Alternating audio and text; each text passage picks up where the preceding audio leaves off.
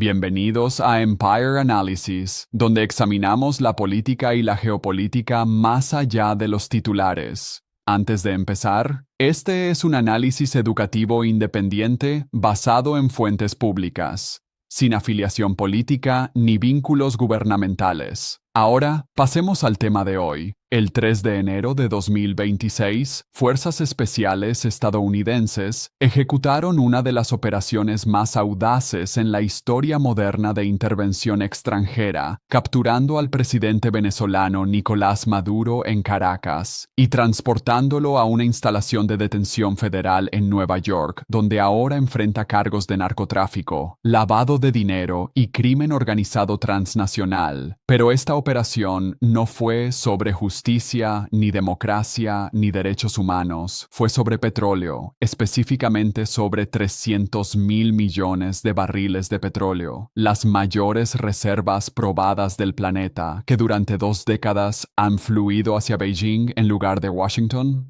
Venezuela representa la pieza faltante en la estrategia de dominación de recursos que Donald Trump está construyendo. Una estrategia que ya incluye el control ártico a través de Groenlandia, la presión sobre Irán para cortar el suministro energético a China y ahora la toma directa del mayor tesoro petrolero del hemisferio occidental. Lo que presenciamos no es política exterior tradicional, sino la construcción deliberada de lo que los estrategas llaman autarquía energética, la capacidad de controlar suficientes recursos críticos que Estados Unidos puede estrangular económicamente a cualquier adversario mientras permanece inmune a la presión recíproca. Durante los últimos 15 años bajo Chávez y Maduro, Venezuela se convirtió en un estado cliente de China. Beijing extendió más de $60.000 millones en préstamos respaldados por petróleo, construyó refinerías, financió infraestructura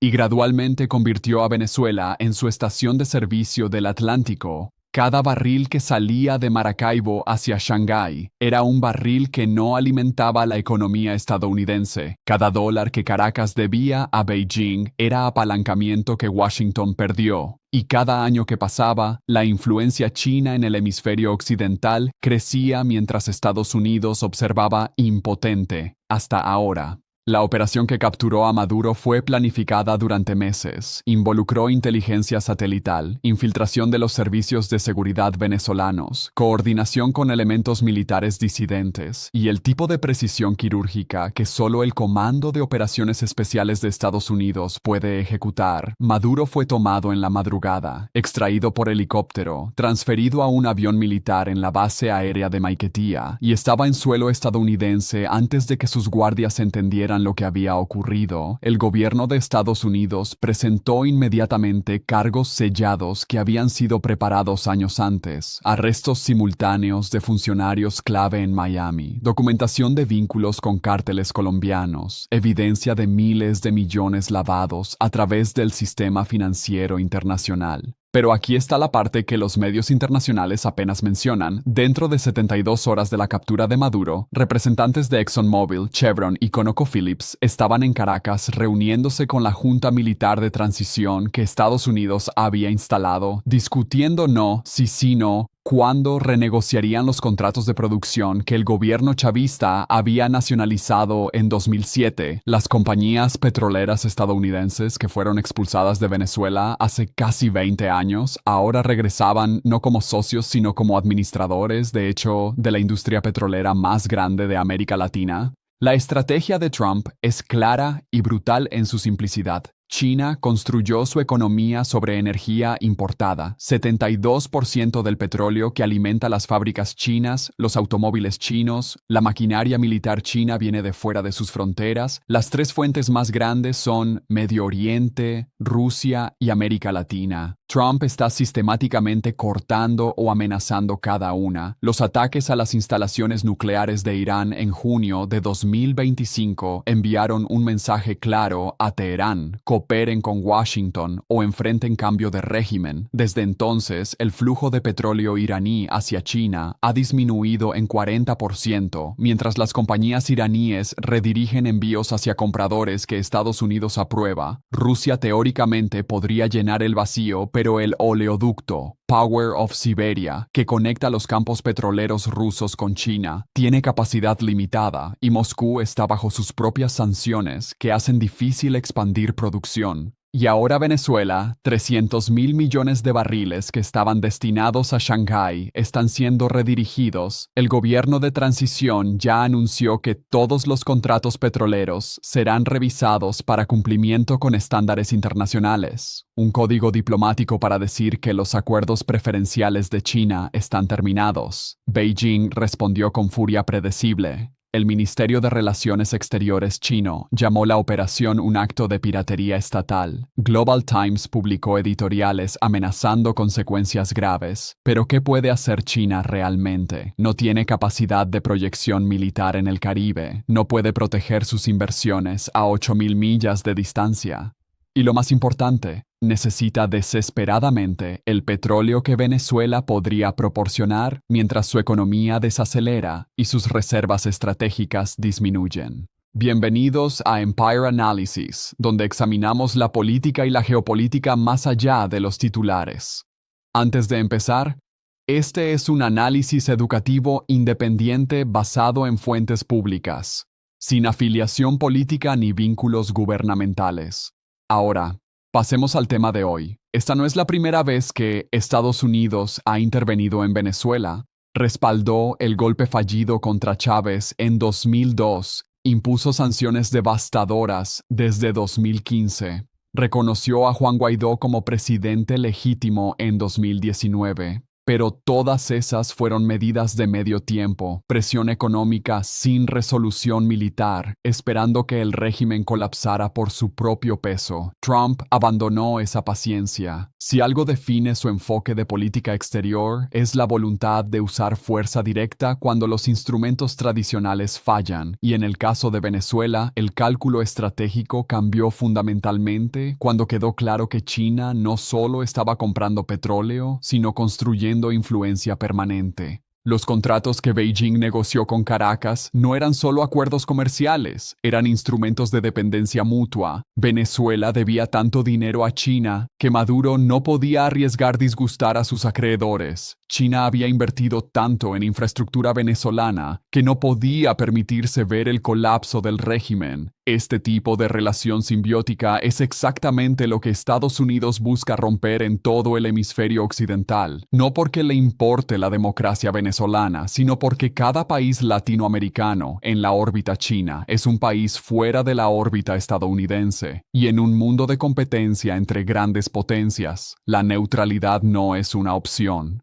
El impacto económico de retomar Venezuela es difícil de exagerar. 300.000 millones de barriles a precios actuales representan aproximadamente 20 billones de dólares en valor potencial. Obviamente, no todo ese petróleo será extraído inmediatamente ni vendido al precio de hoy, pero incluso capturar 20% de esa producción durante la próxima década significa 4 billones de dólares en ingresos, suficiente para financiar programas sociales masivos, pagar deuda nacional o más probablemente invertir en capacidad militar para contener a China en el Pacífico. Adicionalmente está el impacto en los mercados globales de energía. Cuando Venezuela estaba bajo Maduro, su producción había caído a menos de 1 millón de barriles por día debido a mala gestión, corrupción y sanciones. La industria petrolera venezolana tiene capacidad técnica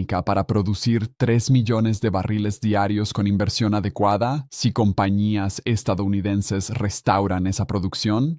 El suministro global aumenta, los precios caen y economías dependientes de petróleo caro como Rusia e Irán sufren pérdidas de ingresos devastadoras. Pero hay un componente geopolítico aún más importante que el petróleo mismo. El mensaje que esta operación envía a cada gobierno de América Latina, la doctrina Monroe, que Estados Unidos proclamó en 1823, declaraba el hemisferio occidental cerrado a la intervención europea, el corolario Trump, que se está formando. Ahora declara el hemisferio cerrado a la intervención China, Brasil, Argentina, Colombia, México. Todos tienen relaciones económicas significativas con Beijing. Todos han recibido inversión china en infraestructura a través de la iniciativa del cinturón y la ruta. Todos ahora deben calcular si esos beneficios económicos valen el riesgo de provocar intervención estadounidense. Venezuela es el ejemplo, el caso de estudio en lo que sucede cuando un gobierno latinoamericano se alinea demasiado cerca con los adversarios de Washington.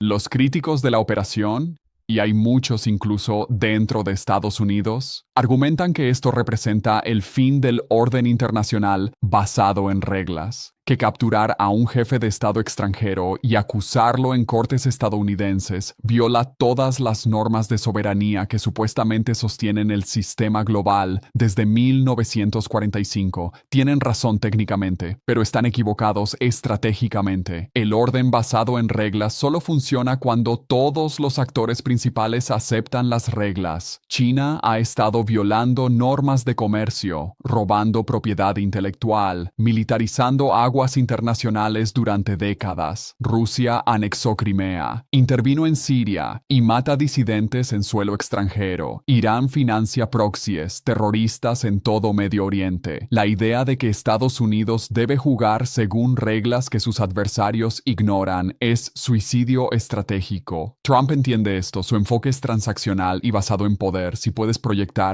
fuerza, proyecta fuerza. Si puedes tomar lo que necesitas, tómalo. Las protestas diplomáticas son ruido. Lo que importa son los hechos en el terreno. Y los hechos en el terreno ahora son estos. Estados Unidos controla el petróleo venezolano. China perdió su estación de servicio atlántica. Los gobiernos latinoamericanos recibieron una advertencia clara. Y el proyecto de autarquía energética de Trump dio un paso gigante adelante. Cuando combines el petróleo venezolano con los planes para Groenlandia, la presión sobre Irán y el potencial para controlar rutas marítimas críticas en el Ártico, emerge un patrón. Estados Unidos bajo Trump no está retirándose del escenario mundial, sino reorganizándolo alrededor del control de recursos. Esto no es aislacionismo, sino imperialismo de recursos, la creación de una fortaleza económica donde Washington controla o influencia cada recurso crítico que Beijing necesita para sostener su ascenso. El petróleo fluye hacia donde Estados Unidos permite que fluya, los minerales de tierras raras vienen de depósitos que Estados Unidos controla o aliados que Estados Unidos protege. Las rutas de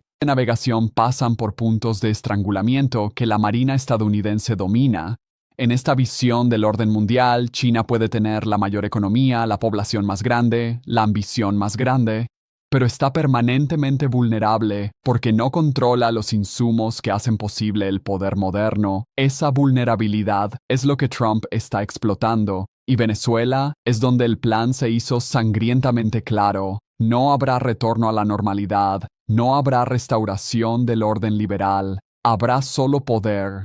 Y los que tienen la voluntad de usarlo. El Medio Oriente tiene petróleo, China tenía Venezuela, Estados Unidos tomó Venezuela. Esa es la lección brutal de 2026. Bienvenidos a Empire Analysis, donde examinamos la política y la geopolítica más allá de los titulares.